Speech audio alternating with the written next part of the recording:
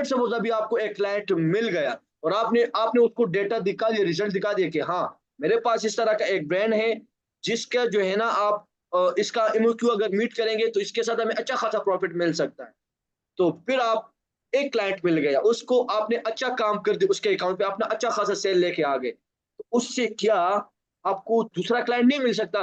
वो अपने सर्कल में नहीं रिकमेंड करेगा कि ये उम्मे फरवा एक अमेज़न सेलर है और बहुत अच्छा काम करती है। तो क्या आपको नहीं मिलेगा दूसरा? ये बिल्कुल माउथ ऑफ वर्ड बन जाएँगे। वो आपका नाम दूसरे को कहेगा, तीसरे को कहेगा और आपका ये कनेक्शन बिल्ड हो जाएगा। और बिजनेस होता ही माउथ ऑफ वर्ड से है। आप मुझे रेफर करोगे लोगों को, मैं आपको रेफर करूंगा। सो this is how you can do your business on Amazon। अगर Amazon पे विदाउट इन्वेस्टमेंट काम स्टार्ट करना है, जो लोग कहते हैं कि हम किस तरीके से जीरो इन्वेस्टमेंट के साथ काम स्टार्ट करें, so this is the most professional way to start your Amazon business as a wholesale model, right? तो इसी तरीके से आप काम कर सकते हो। फेसबुक पे बनाओ, लिंक्डइन पे बनाओ, इंडीड पे बनाओ। इसमें ज्यादातर लोग जॉब्स देखते हैं ना, जॉब जॉब्स के लिए अप्लाई करते हैं इंडीड पे। अच्छा, आप लोग का यहाँ पे कि आप लोगों को लोग क्यों हायर करेंगे? यहाँ पे यकीन करो, जब मैं स्टार्ट में अमेजोन पे काम करता था as a PL PL seller में काम करता था, 2019 की बात कर रहा हूँ। तो इंडीड पे मैं जो है ना, ये कराची की इंस्टीट्यूट जो है, कंसल्टेंसी फर्म्स, मैं उन लोगों को अप्रोच करता था और मुझे यहाँ से एक क्लाइंट भी मिला था जिसके लिए मैंने पेड काम किया था। उन्होंने बताया कि आप मुझे पीएल का प्रोडक्ट फाइंड करके दो। उस टाइम मुझे पीएल में एक्सपर्टीज थी, तो मैंने उसके लिए पीएल का प्रोडक्ट फाइंड किया। तो उस टाइम उसने मुझे तकरीबन पाकिस्तानी, अभी मुझे एग्जैक्ट याद नहीं, 65 थी कि 70,000 पाकिस्तानी रुपीज उसने मुझे दी थी। तो यार, थोड़ी बहुत तो मुझे मोटिवेशन मिली कि हाँ, पोटेंशियल है, काम सही तरीके से सीखना है। समझ आ रही है आपको? क्लियर हो रही बात है कि नहीं? कभी भी ये वर्ड यूज नहीं करना कि वी हमने क्लाइंट को ग्रैब कर लिया। आप लोगों ने फेसबुक पे ये वर्ड सुना होगा कि हमने क्लाइंट को ग्रैब कर लिया। This is the most unprofessional word use for client, है कि नहीं? ग्रैब मतलब आप किसी को पकड़वाते हो। क्लाइंट आपको मिल गया प्रोफेशनल तरीके से, एक स्मूथ अंदाज में, एक सही मैनर्स के साथ। हाँ, जब भी आपके साथ क्लाइंट मिलता है ना, तो उनके साथ आप उन्हें कहो कि सर, जब प्रोफेशनल तरीके से, अगर वो एक फीमेल है तो उन्हें मैम को, अगर वो एक मेल है तो उन्हें सर कहो। सर, फोन पे स्टार्ट में अगर हम बात करेंगे तो आई सजेस्ट कि अगर आपके पास टाइम है, उन्हें कहो आई सजेस्ट कि अगर आपके पास टाइम है, अगर हम या जूम सेशन अरेंज कर लें, अगर हम गूगल मीट अरेंज कर लें, तो वी कैन क्लेरिफाई आवरसेल्फ और हम डिटेल से डिस्कशन कर लेंगे। स्टिल अगर आपके पास टाइम नहीं है तो हम फोन पे बात कर लेंगे। कभी भी क्लाइंट के साथ जब चैट शुरू होती है ना, चैट स्टार्ट में तो आप चैट शुरू करते हो ना, मैसेजेस करते हो, तो फिर उन्हें कन्विंस, किसी तरीके से कन्विंस कर लो कि वो आपके साथ कॉल पे बात कर ले। और यकीन कर, ये ह्यूमन साइकी है। जब आप मेरे साथ कॉल पे बात करते हो या आप किसी भी बंदे के साथ कॉल पे बात करते हो, तो वो सामने वाले बंदे को एक किस्म की सेटिस्फेक्शन होती है आपकी वॉइस से, आपकी बातों से। वो एक कहता है कि यार, ये एक ऐसा बंदा है, इसके साथ अगर मैं काम करूंगा तो ये मैं इसके साथ जा सकता हूँ। एक केस स्टडी आप लोग के सामने रखता हूँ।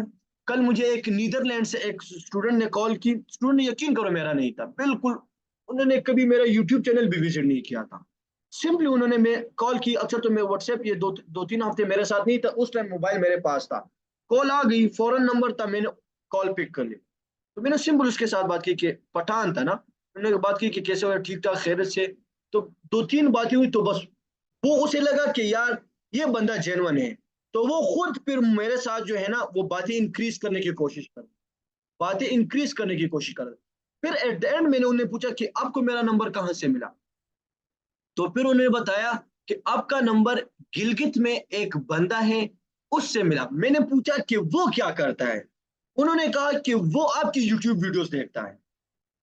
मैं उन्होंने इस नीदरलैंड वाले बंदे ने कहा कि मैंने पर्सनली आपके यूट्यूब चैनल को कभी विजिट नहीं किया, लेकिन वो जो बंदा है जो कि गिलगित में रहता है, उसने आपके यूट्यूब चैनल से सीखा है। और वो मुझे कह रहा है कि आप मेरा रेफरेंस इस फरमान से ले लो। और गिलगित वाले बंदे को भी मैं नहीं जानता था, लेकिन वो यूट्यूब से मेरे वीडियोस देखता था। सिर्फ वो समझाने की कोशिश कर रहा हूँ कि जब भी आप किसी भी क्लाइंट को अप्रोच करते हो, जब भी आप क्लाइंट आपको अप्रोच करते हो, तो मोस्ट प्रोफेशनल वे के साथ, सही तरीके के साथ। एक इंपॉर्टेंट पॉइंट, कभी भी क्लाइंट के साथ सैलरी बेस पे काम ना करो। बहुत गहरी बात आपको बता रहा हूँ, यकीन करो। सैलरी बेस पे कभी भी क्लाइंट के साथ काम ना करो। क्यों? सैलरी एक ऐसा वर्ड है ना, स्टार्ट में इसका प्रैक्टिकल आपको एक्सपीरियंस बताता हूँ। स्टार्ट में मुझे $200 की सैलरी मिलती थी जब मैं 2019 और 2020 में काम करता था एज अ वर्चुअल असिस्टेंट। मेरा हम तो अपने पर्सनल अकाउंट है, $200 की सैलरी मिलती थी। इंसान की और फिर पाकिस्तानियों की एक मेंटेलिटी है, हकीकत बात बता रहा हूँ। अगर किसी को मेरे साथ इत्तेफाक करना है ना, तो वो वॉइस में बता दे। अगर वो कह रहे कि फरमान की बात ठीक नहीं है तो वो भी बता सकते। बिल्कुल आप लोग के साथ राइट है। पाकिस्तानी की ये एक मेंटेलिटी है कि वो जब उसको पैसे मिल जाते हैं ना, लाइक किस तरीके से, फॉर एग्जांपल वो मुझे $200 की सैलरी दे देता था, तो मैं उसके लिए एक वीक काम कर देता था। मतलब एक प्रोडक्ट फाइंड कर लेता, फिर मैं सारा मंथ फ्री बैठा था, उसके लिए काम नहीं करता। बस तो बस मुझे पैसे मिल गए यार। अब सैलरी बेस पे आप ये बातें आप अपने क्लाइंट को कहो कि सर, हम आपके साथ सैलरी बेस पे इसलिए काम नहीं करते कि सैलरी के बेस पे अगर हम काम करेंगे ना, तो उसमें बस हम अपनी सैलरी के हिसाब से काम करेंगे, फिर आपके लिए काम नहीं करेंगे, पूरा मंथ हम खाली बैठे रहेंगे। मतलब आपके अकाउंट को हम ज्यादा तवज्जो नहीं देंगे। और अगर हम परसेंटेज बेस पे आपके साथ काम करेंगे, उससे क्या फायदा होगा कि मैं अपने परसेंटेज के लिए भी आपके लिए ज्यादा काम करूंगा। लेट सपोज आप 30-70% पे क्लाइंट के साथ काम करते हो, तो आप लेट सपोज पहले आप 30%, अगर आप अकाउंट से प्रॉफिट बच रहे हैं आपको $300, अगर आप ज्यादा प्रोडक्ट लगाओगे तो फिर आपको 30% में भी $500 बचे। समझ आ रही है आपको? तो अगर इस तरफ आप अपने 30% को इंक्रीज करने की कोशिश करो, तो क्या उस तरफ उसका 70% इंक्रीज नहीं होगा? होगा कि नहीं? होगा कि नहीं? डेफिनेट होगा सर। और जब आप उसको ज्यादा वैल्यू दोगे ना, मतलब उसके लिए ज्यादा प्रॉफिट जनरेट करने की कोशिश करोगे, यकीन करो मैंने अपने इस जर्नी में ऐसे क्लाइंट देखे ना कि वो मुझे खुद ऑफर करते कि now we will be 50-50% partner in this store as well. और अभी मेरे इस टीम के पास ऐसे स्टोर है, 5-6 ऐसे स्टोर है, यकीन करो, कि जिसके साथ मैं और मेरी टीम 50-50% पे काम कर। ट्रस्ट मी, ये एक टाइम फ्रेम से गुजरने के बाद ये प्रोसेस हुआ है। कभी भी एक चीज रातों के अंदर नहीं होती। आप लोगों ने एक प्रोसेस से गुजरना होगा। अब बहुत सारे स्टूडेंट्स कहेंगे कि सर हमारा 1 साल हुआ है, 2 साल हुआ है, हमें कुछ नहीं मिला। बिल्कुल नहीं मिला होगा, मैं मानता भी हूँ। अब आप ये सोचो कि वो, लेट सपोज आपको, वो बंदे जो अभी स्टार्ट कर रहे हैं और आपके इस फील्ड में 200 सॉरी 2 साल हुए हैं, तो क्या आप उन लोगों से बेहतर नहीं होंगे? होंगे कि नहीं? आप मार्केट के डायनेमिक्स को समझते हो, आप क्लाइंट्स के बिहेवियर्स को समझते हो, स्टोर्स की समझ आ गई है, ब्रांड्स को अप्रोच करना आ गया है। अब सिर्फ आप लोगों को अपने स्किल्स पे थोड़ा सा काम करना है, अपने आप को पॉलिश करना है, अपनी कम्युनिकेशन पे काम करना है। क्लाइंट्स को अभी आप लोगों ने अप्रोच करना है डिफरेंट। मैंने आपको प्लेटफॉर्म बता दिया, वहां पे अपने प्रोफाइल बनाओ। एक दिन नहीं मिलेगा, 2 दिन नहीं मिलेगा, एक महीने नहीं मिलेगा, यकीन करो, अल्लाह पे भरोसा करो, जरूर आपको क्लाइंट मिल जाएगा। और चौथी प्लेटफॉर्म मैं आपको अपनी दे रहा हूँ। चौथी प्लेटफॉर्म, फेसबुक बता दी, लिंक्डइन बता दिया, इंडीड बता दी। चौथी प्लेटफॉर्म आप लोग के साथ जो है ना वो मेरा है। किस तरीके से? आप लोगों में से वो स्टूडेंट, स्टार्ट में बताया था, आप लोगों में से वो स्टूडेंट जिसके पास एक ऐसा ब्रांड है, समझ आ रही है आपको, जिसमें कम से कम $5 से अबव प्रॉफिट हो, 20,000 तक उसका BSR हो, राइट? और होलसेल के साथ अगर वो मुझे एक्सक्लूसिविटी लाके दे सकता है ब्रांड, समझ आ रही है आपको? नो वे ऑफ इन्वेस्टमेंट, जितना भी इन्वेस्टमेंट ब्रांड मांगेगा मैं रेडी हूँ, राइट? और मैं आपको उस ब्रांड में परसेंटेज ऑफर कर रहा हूँ, नॉट सर्विस। परसेंटेज में आपको बहुत ज्यादा फायदा होगा। किस तरीके से?